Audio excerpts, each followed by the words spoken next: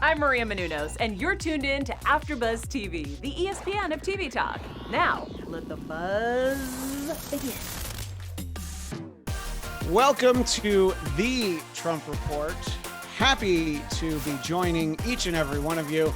I could introduce the whole panel, but I have to get right to Chelsea because happy birthday, Chelsea. Thanks, Christian. And just in 5 more years, you'll be old enough to run for president. Exactly. I look forward to the day. Let's stick with that. And of course, Scott Moore with, I feel like, more Star Wars toys behind you than last time. And I can't believe Ryan... Angle the camera. Yeah, Ryan is not producing the show today. Right. He's going to invite himself over. And of course, Tamra Brown, my fellow there. mirth maker. Thank you to everyone for being here today. I'm glad we do the show on Tuesday because honestly, I was just so full of pride for our nation and just excited after President Trump's speech at Mount Rushmore. I'm sure you guys all felt the same way. I there's nothing cynical about that at all. But the interesting thing I thought about that, well, maybe there were a couple things interesting, but there were people wearing masks in some of those crowd shots. I'm surprised that they let them, sit anywhere where cameras could find them. There's a lot of news that we're starting to see. It's don't need to really dive in, but the Trump's approval rating has plunged in 500 counties nationwide where there are surging coronavirus cases, and the White House has adopted a tactic, reportedly, this is not like an official press release, go figure, that they're really hoping that the American public just numbs to the death toll and they, as President Trump has suggested, just learn to live with it. Birthday girl Chelsea, do you think that that's a great birthday wish for you, that we should all just, I don't know, get over it and just deal with the way that things are? You think that's is that the approach that we should be taking as a nation? That is quite literally the world's worst birthday wish. I just don't think it would work. I mean, and how terrible to even hope that it would. I think as this goes on, more of us will know people who got it, who have complications, perhaps that have passed away. And when we realize that it was all unnecessary because these numbers are are astronomical compared to the rest of the world, we're not going to just get over it. Although, with how much unnecessary death we've allowed to happen in this country, I could see why somebody might think that that was a possibility, but terrible nevertheless. Tamara, obviously, I think it would be terrible if the statistics were, 20 people have caught this nationwide in the last 3 months and 2 died. But that's where you could be like, okay, I guess the approach to that is, we're going to have to live with it until they find something. But I don't know. I mean, to me, this is the first irresponsible thing out of this White House. I think up until this point, they've really handled everything with that. I'm just trying. I know. Like, can you do that with a straight face? No, I couldn't. I tried. No, but it's. I think that, I don't know.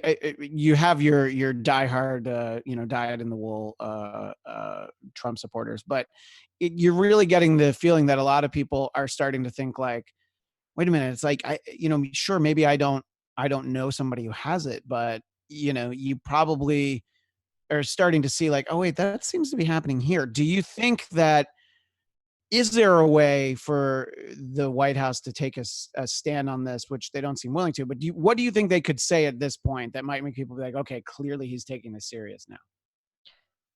Coronavirus is an actual threat and everybody should wear a mask. I mean, that's what he should say. I think you misspoke take it. when you intended to say it's a hoax invented by the failing New York Times and CNN. I think that's the opposite of what you were asking. Okay. No, I'm just trying to get all these stories right in my head. Look, it's very hard to. So I think despite what is coming out of the White House, I just talked to a friend this morning in Oklahoma, uh, which is a state that you would think that everybody, would have a lot more people walking around Walmart without masks on. And she said that most people are taking it seriously.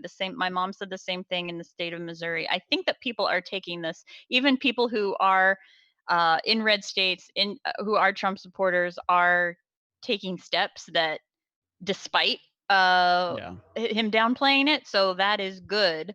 Um, as for making yourself numb to the numbers, I say I am one of those people, but to the degree, not that I'm ignoring the severity of it. It's just that I'm just like, the numbers are only showing how more and more dire the situation is. So I just don't even pay attention to them anymore. I know that we are in a crisis, and we're all just doing the best we can because our leaders are fumbling. So the numbers, I'm just like, I don't need to know how many more people have died. I know people are constantly dying now from this. So Right. I mean, I don't even think it's it's like an insensitivity in that sense. It's just, what are you going to do any different?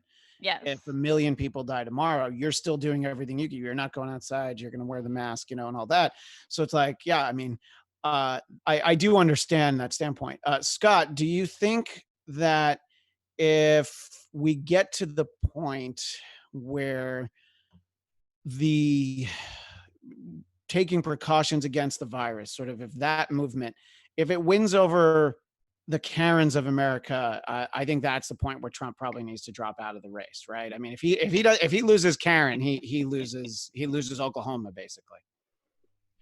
Yeah, right. I think it was a big turnaround when you see people like Governor Greg Abbott requiring people to wear masks. So I think you've already started to see this tide turn when some of the biggest Trump supporters are now asking people to wear masks and to social distance and to be closing down bars and restaurants. So there is definitely a shift, but clearly, he wants to avoid any bad news. He wants to avoid, because then that reflects badly on him. And of course, he's all about the economy. So for him, it's like, open everything up and everything else be damned. And if the economy does better, then people will be working and they'll think their 401ks are great and they'll vote for him again. And they'll forget about everything else, is what he's banking on. But it's not the same thing that it has been in the past when we've gone through recessions with an economy, because obviously we have a whole other health pandemic on top of it.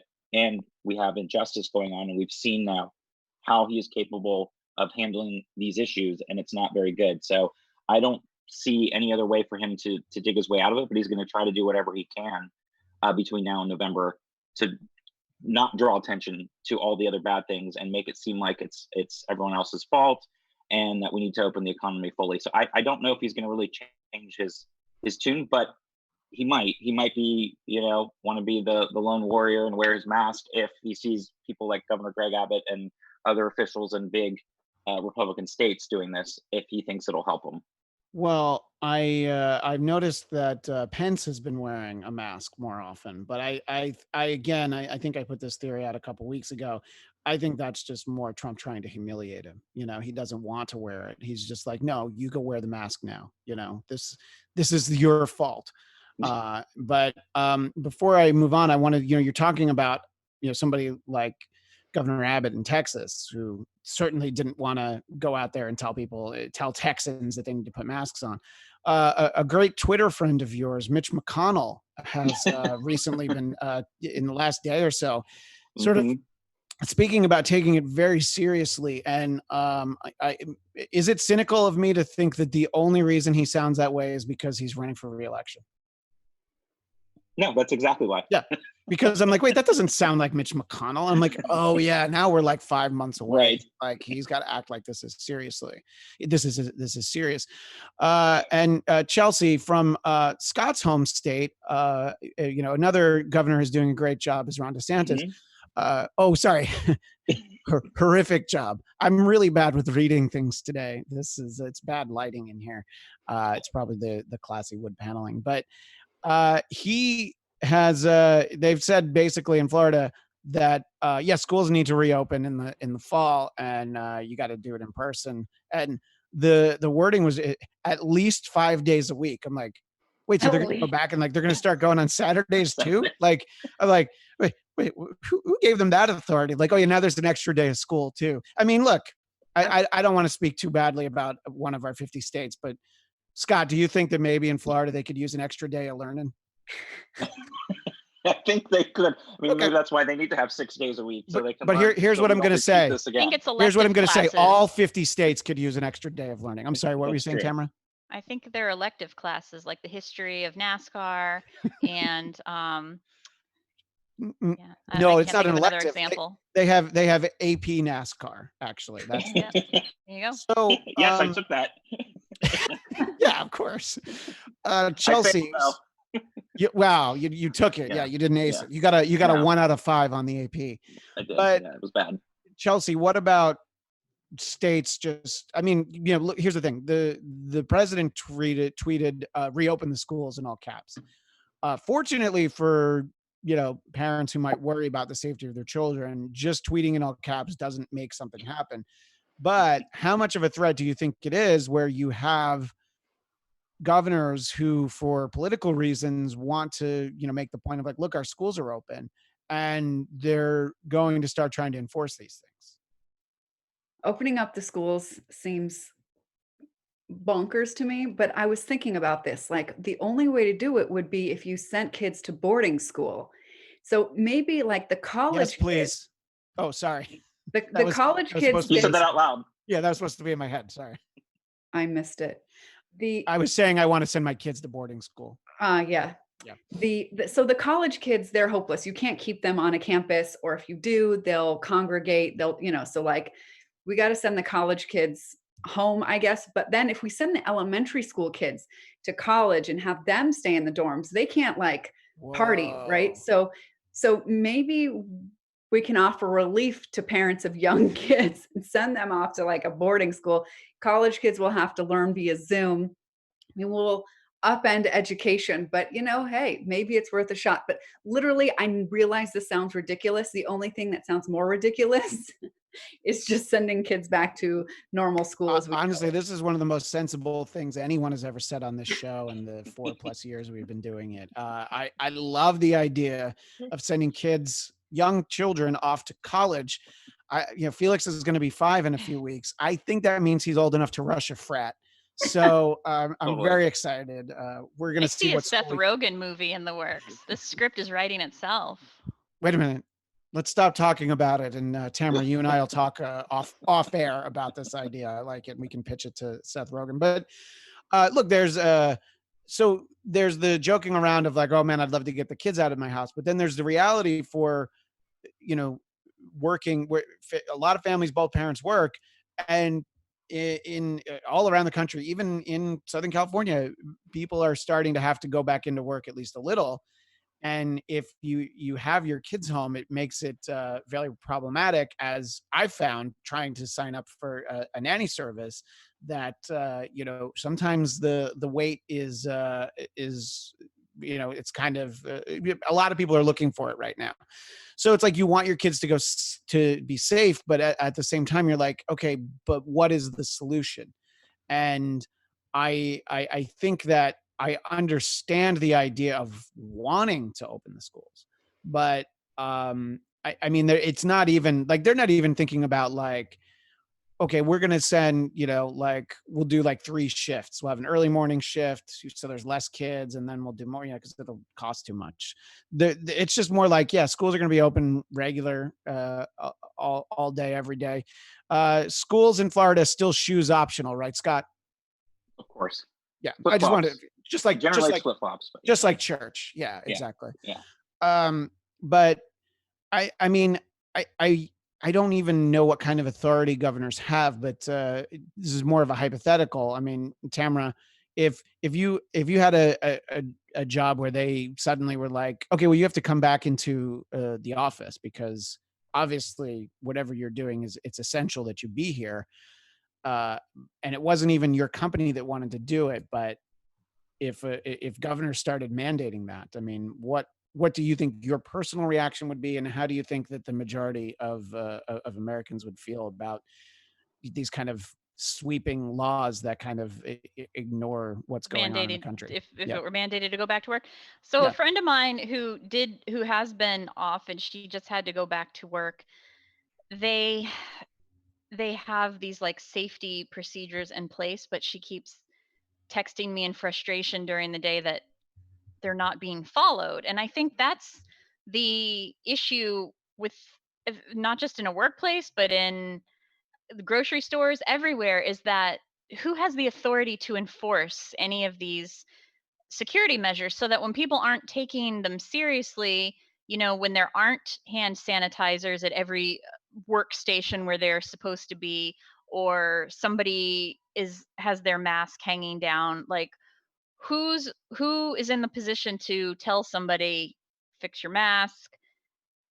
These are all the enforcement of these measures Right. are what needs to be sort of mandated more so than the measures themselves, because that seems to be the problem that we're hitting. That's why there are these insane people having fits inside Costco because somebody told them to wear a mask. If we're just going on cell phone footage alone, it just seems like these aren't even people who are pro mask or anti mask. They're just mentally unstable people who are looking for a fight. That is who's really shining at this moment. Yeah, people who go out in public for the sole purpose of getting into a fight. Yeah, I think you're right. I was, before we started, I talked about being at a supermarket in Orange County, and I can't remember if I told this story on the show or not, but everybody who worked there, everybody shopping, everybody had masks on. About half of us were wearing gloves too, because you know what? Why not? And there was one lady walking around, and she was a very like Real Housewife of Orange County, must have used a Groupon for her facelift, and she was walking around, and she was the one that didn't have a mask on, and I saw it, and I'm like, oh, that's a little jarring. There's a big sign out front that says "Don't do it," and then nobody said anything. I'm like, I mean, I'm not gonna get in a fight with a high income Karen, maybe a low rent Karen, but not a Karen who has a lawyer on retainer, I mean, let's be honest. But yeah, and they just let her check out. And I honestly, I'm like, I bet you she comes in every week, and they're just like, just let her get out of here. Everybody else is wearing masks. Somebody pointed out a good tactic in that scenario, which is to go up to that person and be like, excuse me, I just tested positive for COVID. So just to let you know, I just wanted to, and just see how they react. Yeah, no, exactly. And it's I don't know. So I think that's really what a lot of people. Christian, I have some legal advice here for you. Yeah, please. The people that spend money on Groupons for their facelifts do not have lawyers on retainer. They wear all their money why you use a Groupon in their face, right? So they can't actually afford the lawyer. They're more likely to be in debt and unable to afford a lawyer. You may have a better chance against Groupon facelift Karen. But I was going to say, Groupon facelift Karen wanted to show off that facelift, so of course she's not going to wear a mask. She spent all of her money; it's now all in her face, so she's got to show it off. Well, there was also wearing a mask defeats the purpose. There was also a law firm Groupon as well, so a lot of body shaming of Karen going on right now. You know what? Yeah, Groupon law firm. I've never been offended for lawyers, but now I am. Here's what I'm going to tell you. 2021, that's going to be the year of Karen. I know it's not a good year for Karen, but it'll come back around. It'll be Karen's going to have a comeback. That's true. Yeah. Yep. There's someone in the chat who's used the word Nazi directed at us and has called us idiots.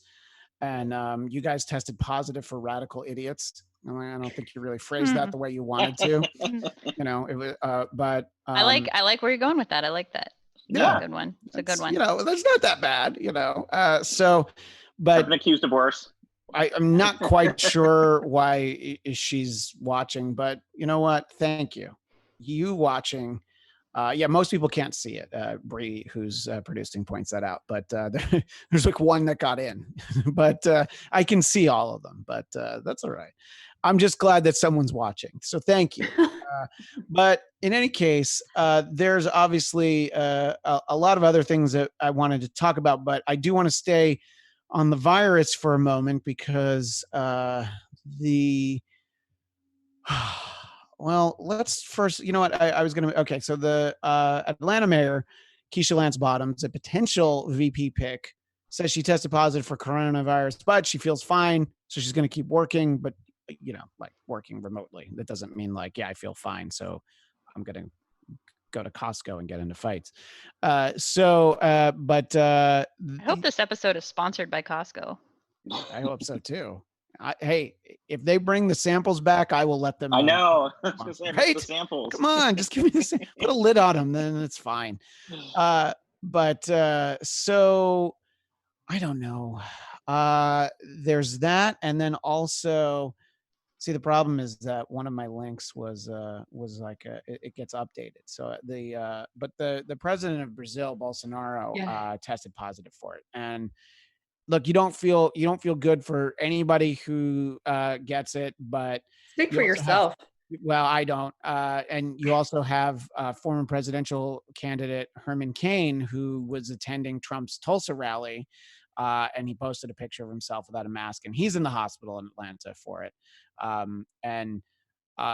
Neither of those are particularly funny to me, but what I did think was funny was in the press release from Herman Cain's office was they made it clear, we're not sure how he caught it.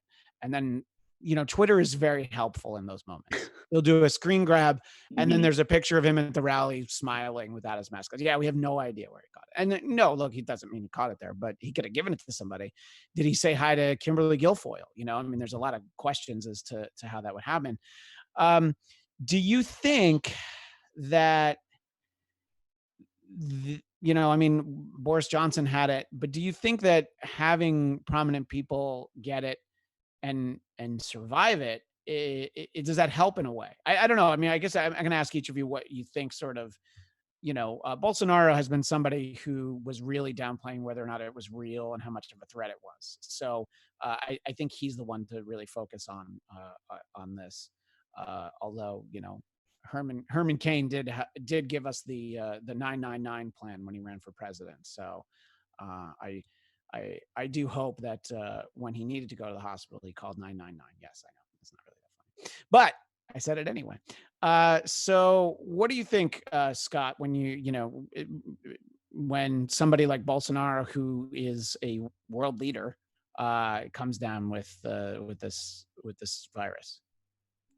Well, I think when it's someone like Bolsonaro, or even going back to Boris Johnson, who was, sort of not taking it as seriously at the beginning either, it definitely helps to bring home the seriousness of it. But on the flip side, because they're going to have the best access to medical care and healthcare, and be monitored in a way that the everyday citizen would not be, and they recover, can also not look well for trying to stay safe and everything, where someone who talks about it, especially Bolsonaro, is not, is going to come back and more than likely be like, oh, it was no big deal, and continue to not have the citizens take it as seriously. So there is that side to it of when these world leaders recover fully and they're back at work, it can make it seem like it's not a hazard like it is for everyday people that are not going to have the same access to the healthcare and the same great hospitals and monitoring that these world leaders do. So it's kind of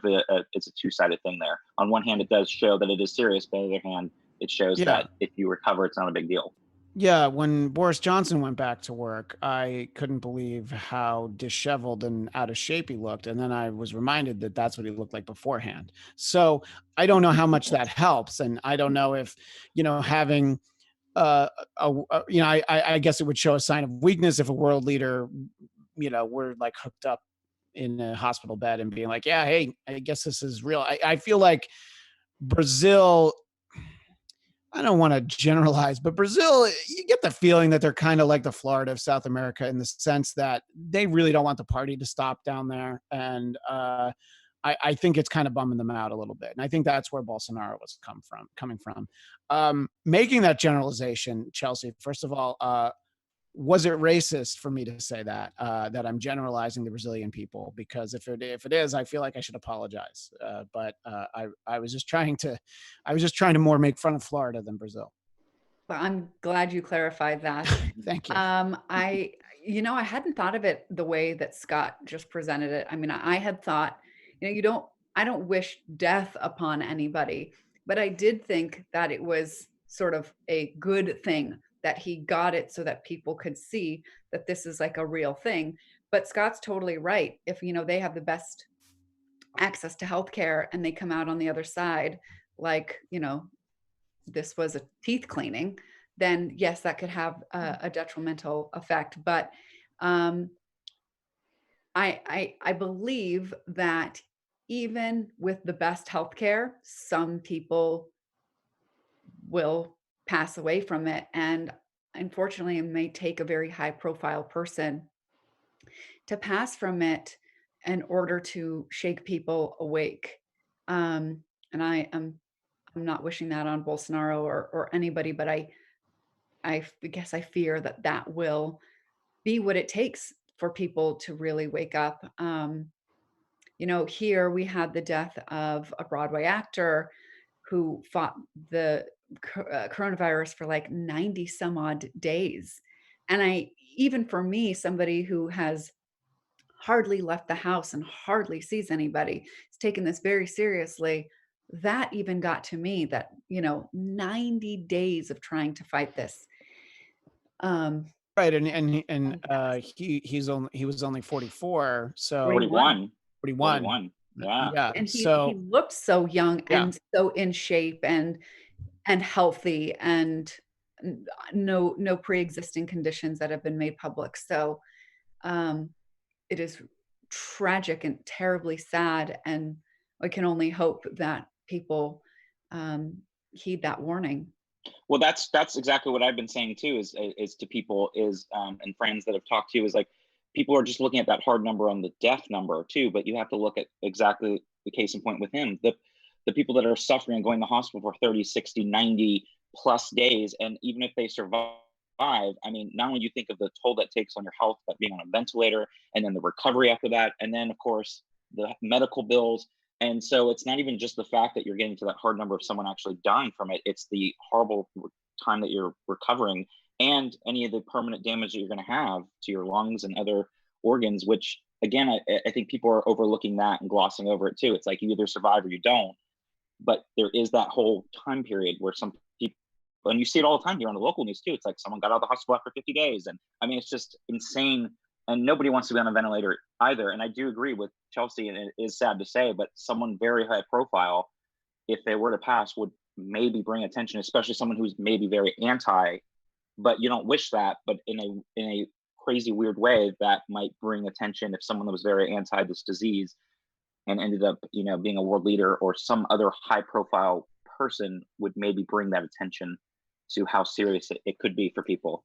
I think you're basically trying to say Alex Jones without saying it, but no, I don't know if it would, because I asked this question on my socials recently. Is that because at this point, we're 3+ months in to dealing with this, so at this point, there has to be a significant number of people who are anti-mask, even people thinking it's a conspiracy, it's a hoax, COVID, who have at this point had family members fallen seriously ill or died.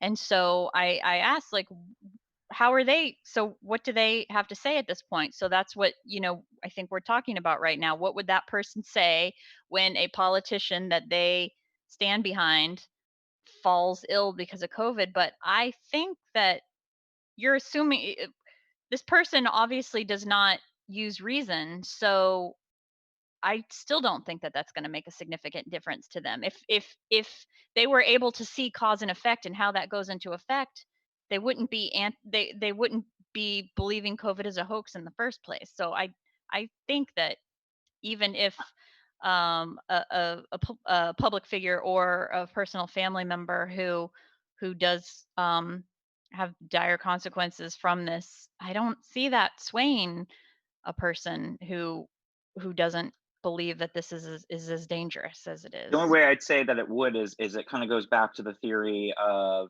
somebody knows somebody that had it. And it goes back to all kinds of issues, either with gay rights, it's across the board. If someone can personally relate to that, then they're more likely to either support it or, believe in it. And I think a lot of people still have not been touched by this.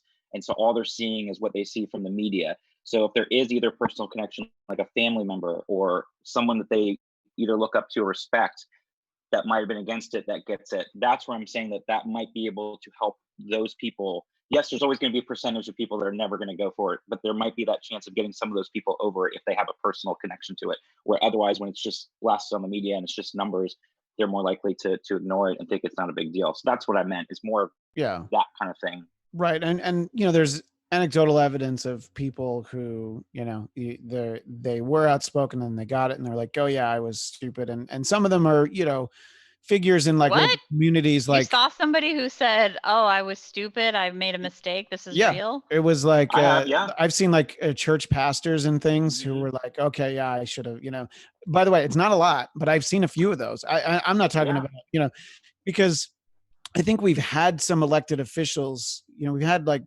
members of Congress who've tested positive, but I don't think anybody got sick. Because how I know that didn't happen, because that might be on the news a little bit if somebody from an elected official got sick. So if Don Jr.'s girlfriend is on the news for getting it, then I should hope. Yeah, but that's Don Jr.'s girlfriend. So obviously, and now Don Jr.'s in quarantine, and I don't know. I mean, hasn't Kimberly Guilfoyle suffered enough? Now she needs to be locked up with Don Jr. In any case, the Private Jordy in the chat points out, possible kidney and heart damage. We don't really know the long-term effects, and that's the thing. You won't know for a while what sort of impact this has on people who even come through it. I mean, I had, my friend John, who was the best man, we were best men at each other's wedding.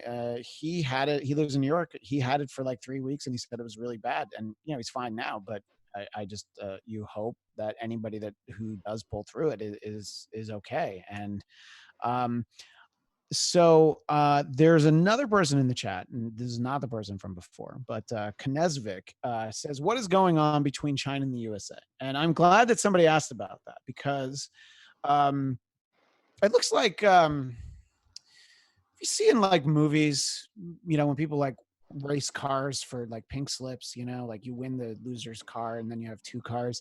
You almost feel like that might be what's going on in the South China Sea, where it's like, oh, check out my battleship. Oh, I got 2. And there's sort of always this threat that we might get into war with somebody.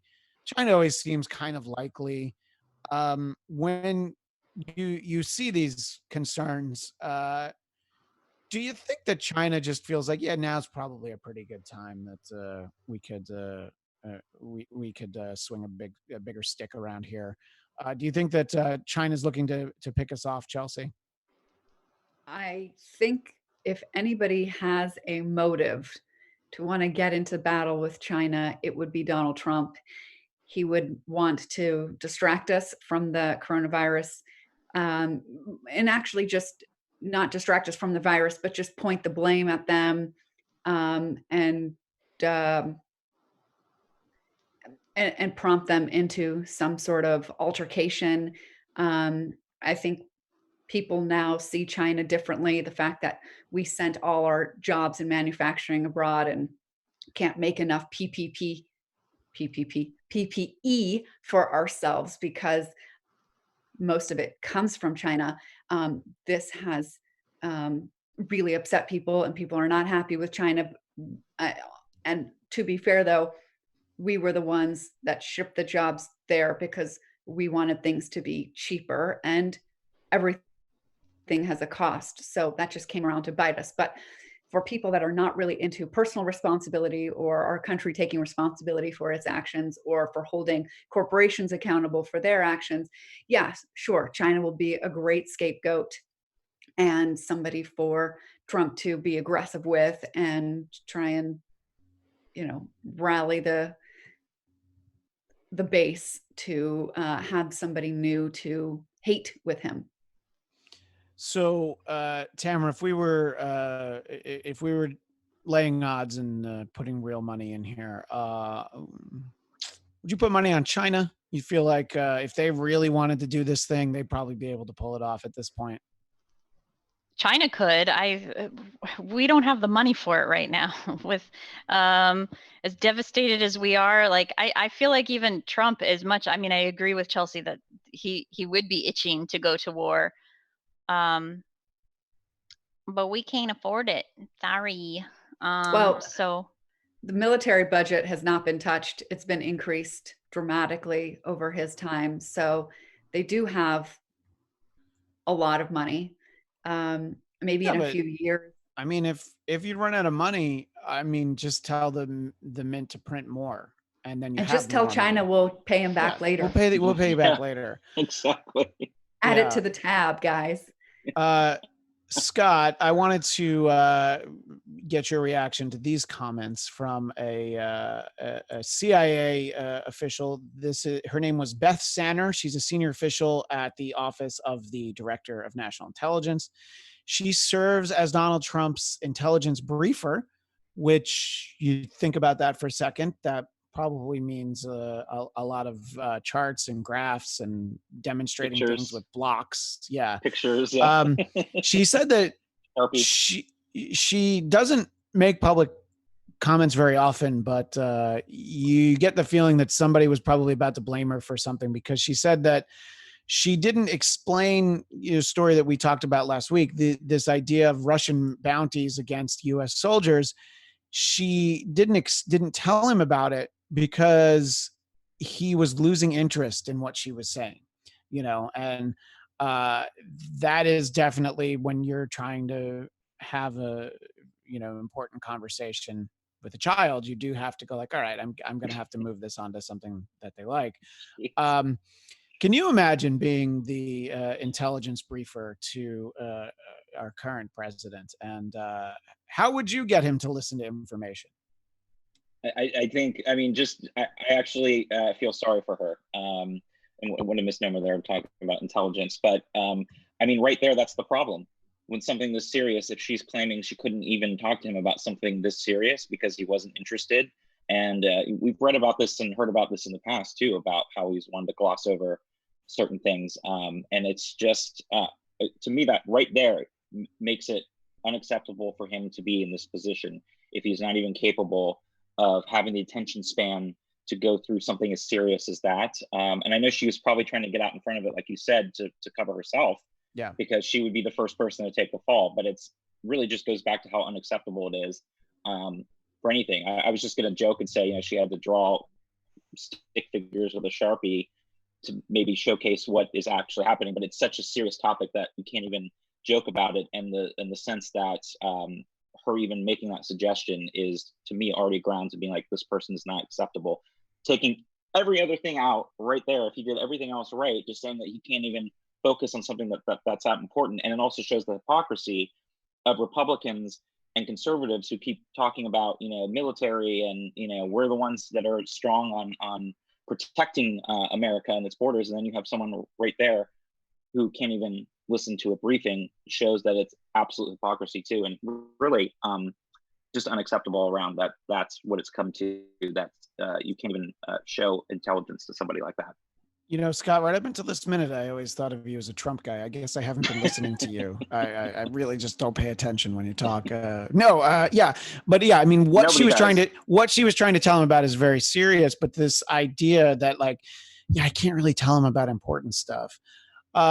Chelsea, as we've mentioned multiple times during the show, today is your birthday. And because of that, I would like to talk about corruption in government, specifically as it relates to this small business aid that was happening during the virus, the outbreak. And you see a number of businesses who were, conveniently enough, large donors to the Trump campaign. They also included a number of conservative-leaning outlets, and Kanye West, aka our next president, Kanye West.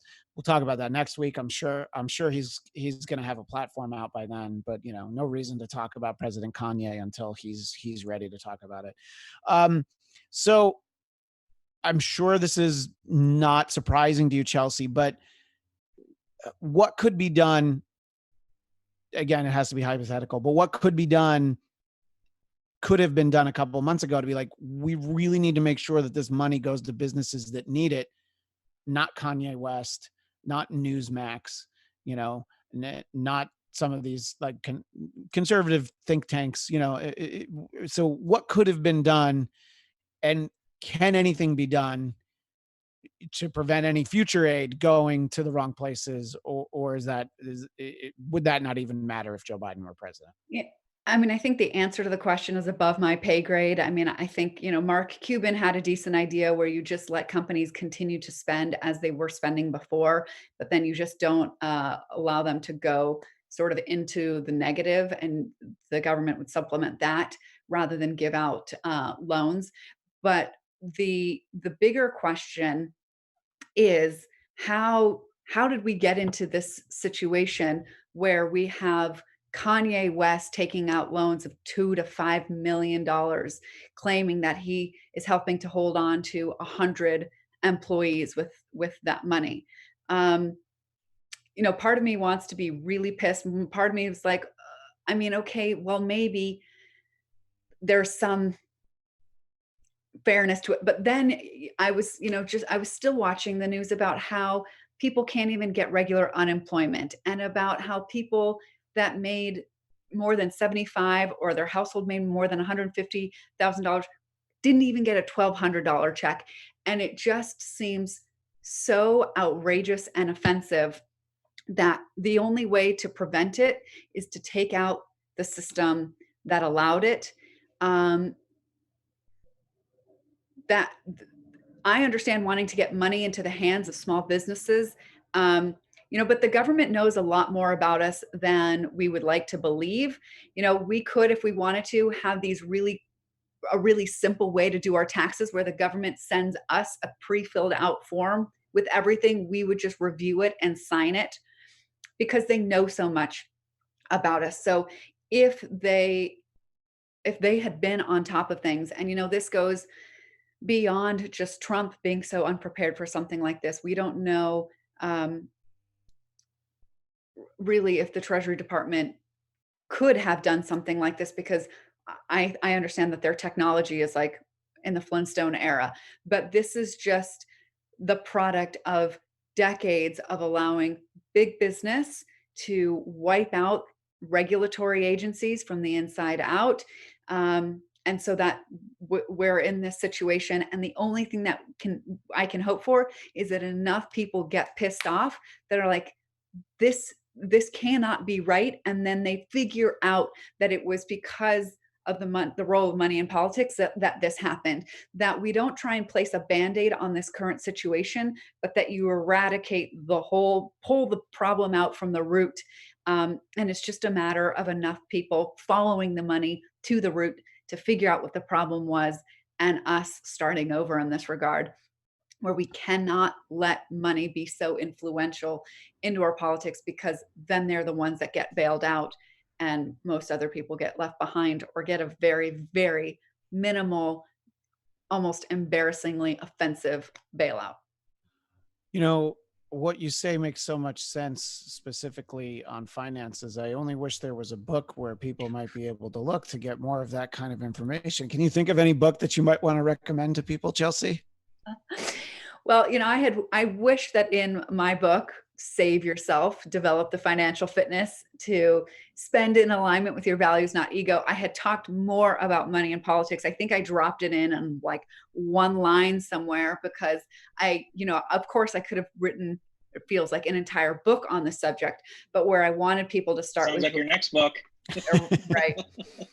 Was getting their own personal finances in shape, because then you could see how ridiculous it is for us to collectively be so out of shape.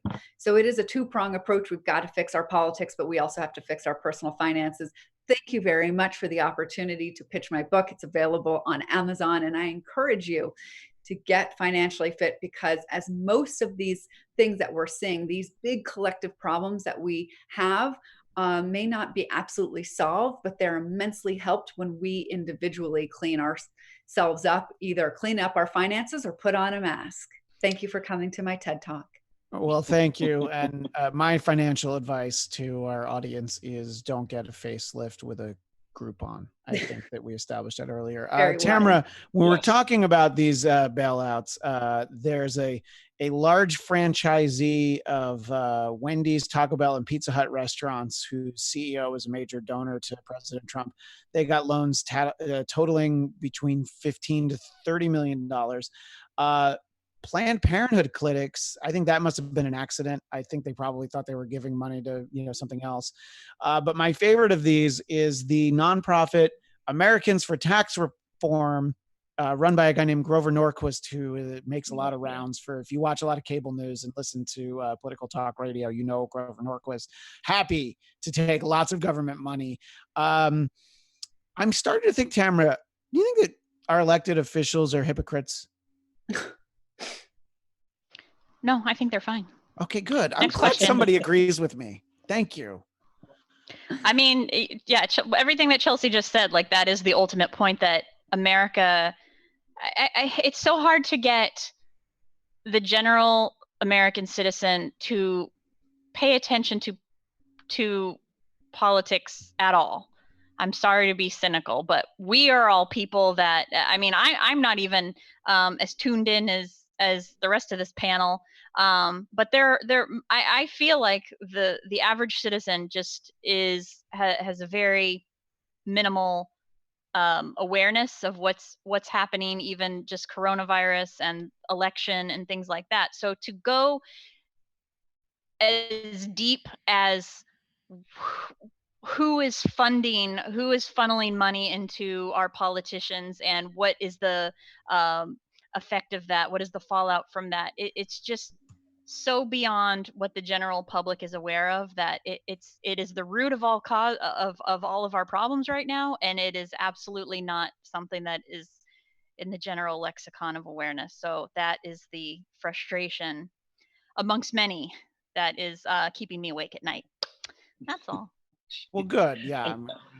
Sleep is I overrated.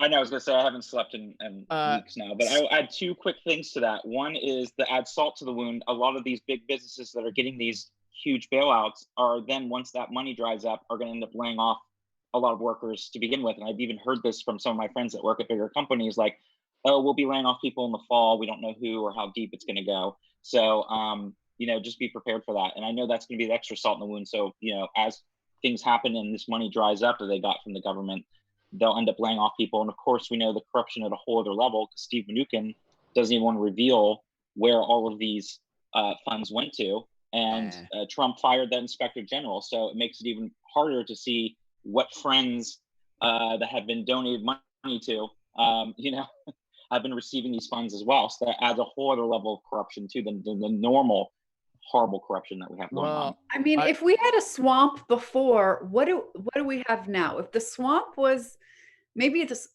we have a bayou cool. now, because a bayou is like a collection of giant swamps put together. So we definitely have a bayou that is, and much like, New Orleans is like constantly sinking because, it's below sea level.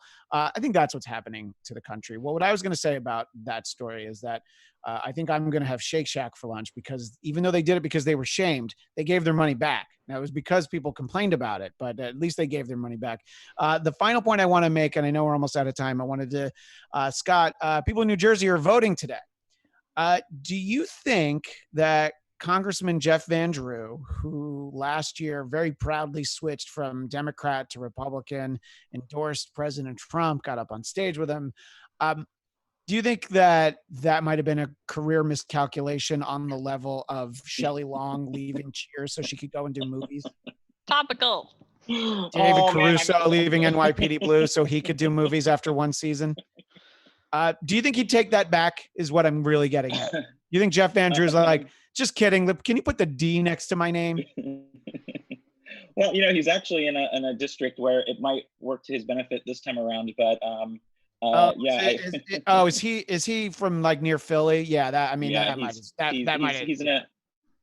think it was a miscalculation on his part, but at this point, it'll be interesting to see how that all shakes out. I'm actually very curious to see how this works out today for him. Oh yeah, yeah. His district includes Atlantic City, so that's probably all we need to know. So yeah, all right. Yeah, no, New Jersey. I mean, I grew up like 4 miles from New Jersey in like the rural suburbs of New York, so I know the ins and outs of New Jersey very well. It's not really that cut and dried where the politics are. I mean, you know, Christine Todd Whitman and Chris Christie, you know, both the very well-known governors from that state. But anyway, so it'll be interesting to see. I was shocked that there's still primary voting going on, but I know that a lot of it was moved from earlier in the year. And man, it's good that we got ours out of the way in California when we did, because, you know, don't know that anybody's going out and voting right now. But by the way, I got a thing in the mail the other day about it was a form, because I live in an apartment building. I got a thing from the county saying a person's name who I have no idea who they are they still a resident at this address? And I was like, oh, I'm glad that they're at least making an effort to try to clean up our, you know, to possibly make voting by mail smoother in the state of California, or at least the county of Los Angeles. Well, that's good. I think that sounds like fake news to me, but we'll have to talk about it another time. I don't think you got anything in the mail. I don't think you live in an apartment. I think you live in a palatial estate somewhere. But we are out of time right now. If you want the book from Chelsea Galicia, you can follow her on Twitter at Chelsea Galicia. And Save Yourself is the name of it. Happy birthday, Chelsea. Thank you. I'm wearing my shirt in your honor, my quarantine birthday shirt in your honor today. Yeah. So happy birthday. Scott's celebrating your birthday. What does it say? It's just talking about my birthday was in quarantine. The one where we quarantined, it's in the friends level. Yes. Yeah. So Scott's celebrating your birthday by making it all about him. And Tamra, of course, where can people find you? Well, my birthday's in February, and chances are we're probably still going to be in quarantine. We're all going to have quarantine birthdays at some point. So anyway, hey Tamra, that's me. Twitter, that's you. And Instagram. speak for yourself. Hey, Tamra underscore on Twitter. I'll move to Florida so that I can go outside all the time. It'll be fine. You can find me on Twitter, Instagram at ChristianDMZ. That's all the time we have, but we will see you next week. Thanks, everyone. Our founder, Keven Undergaro, and me, Maria Menounos, would like to thank you for tuning in to AfterBuzz TV. Remember, we're not just the first, we're the biggest in the world, and we're the only destination for all your favorite TV shows. Whatever you crave, we've got it. So go to AfterBuzzTV.com and check out our lineup. Buzz you later. The views expressed herein are those of the hosts only and do not necessarily reflect the views of AfterBuzz TV or its owners or principals.